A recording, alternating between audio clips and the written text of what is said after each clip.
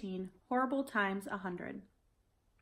What happened? Mom wanted to know as soon as Cleo was in the van.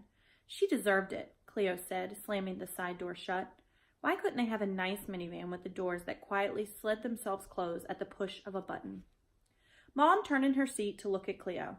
I know she said something about you being adopted. It must have been pretty bad for you to hit her in the mouth. You hit a girl? JJ said with awe. Why did you hit a girl? If a boy had said what Lexi Lewis said, I would have hit a boy. What else did she say? Mom asked. Can we talk about it later? Cleo clutched her backpack to her chest. Mom sighed, giving her that disappointed mom look that made her feel all broken up inside. All right, but you're not wiggling out of this one, Cleo. You will tell me. Mom eyed her in the rearview mirror. And the Nerf gun? Cleo, what were you thinking? She wanted to say, sometimes you can't think. You just need to trust your instincts. But in this case, a little more thinking probably would have been a good idea. After lunch, Cleo took her backpack to the kitchen. She made sure the coast was clear, and then she dumped Nikki's breakfast cookies, everyone thinks they're disgusting, in the tall trash can, being sure to cover them up. She rinsed out the baggie. Mom was a fanatic about not adding to the global landfill and put it in the drying rack. Then she realized seeing the baggie might remind Mom to ask about the cookies, and she didn't want to have to break it to her just how badly they flopped. So she stuffed the plastic bag in the trash too, being extra sure to cover that up. Then she went to her room and shut the door. She dragged her desk chair over to the closet. If she stood on her tippy toes, she could reach high enough. She pulled down the flat white box and set it on her bed. She took the chair to the door and jammed it under the doorknob. She sat on her bed and placed the box on her lap. She took off the lid and lifted out the little outfit inside. A lavender top with 8 sewn-on orange butterflies. Lavender pants with satin orange ruffles around the bottoms. They looked like doll clothes. They were so small. This was what she'd been wearing the day her parents had gotten her. Clothes from her birth mom, purple and orange, her and Fortune's favorite colors. Underneath the lavender and orange outfit was a pink ruffly dress with pink ruffly underpants. This one was from the foster mom. In the one picture Cleo had seen of herself wearing it, she was bawling. She didn't blame herself. The dress was horrible times 100. She searched for the little plastic bag and plucked it out from among the ruffles. She admired the sparkly gold chain with the shiny heart pendant. She stood in front of the mirror on her closet door and held the tiny earrings up to her ears. Mom didn't want her ears pierced. Maybe when she turned 11, she said. Cleo bugged her about it constantly, but so far, persuasion power hadn't gotten her anywhere with this one. She took out the necklace and put it on. It was something she did every once in a while. Not a whole lot, but sometimes. It was hard to think about her, this person known only as her birth mom. She was African-American Filipino, which meant Cleo had relatives all the way over in the Philippines, in Asia. She had been a college student when she got pregnant. Cleo's birth father was African-American, and that's pretty much all Cleo knew.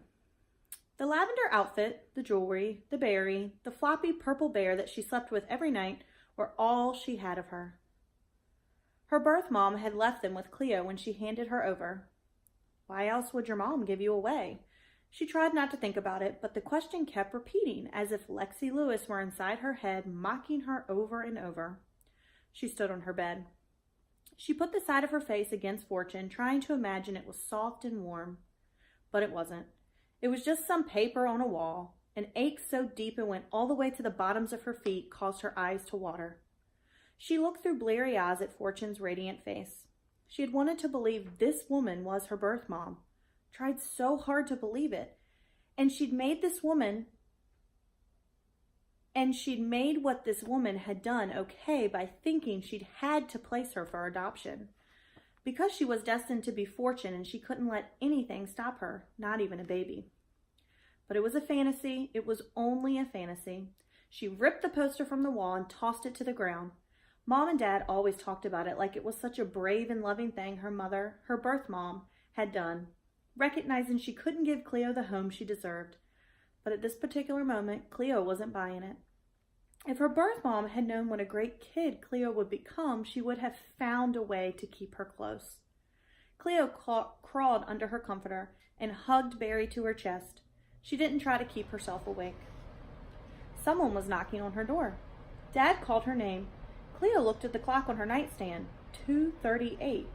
Dad was home already? She shuffled across the floor, rubbing her eyes.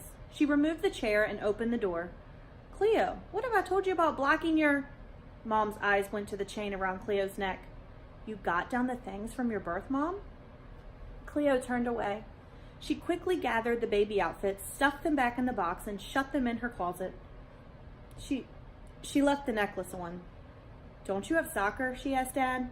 My assistant's covering for me. Mom picked up the poster of Fortune. Why is this on the ground? I took it down. Mom peered into her face. She set the poster on Cleo's desk. Sweetie, what's going on? She led Cleo to the bed and they sat. What did that girl say to you? Dad pulled up her desk chair. Josh's face appeared around the doorframe. Did Cleo get kicked out of school? She had a hard day, Dad said, heading for the door. You and Jay play in your room for a bit. I'll come in a few minutes. Josh sped off. As soon as the door was shut, Cleo spilled it all. Kaylee accidentally hitting Lexi with the tetherball. Cleo seeing the bloody loose tooth in Lexi's mouth. How she tried to convince Lexi to let her pull it. I guess I got a little pushy. You, Dad said, smiling. Then she called me a freak. And so you hit her? Mom suddenly didn't sound so understanding. No, I told her I wasn't a freak.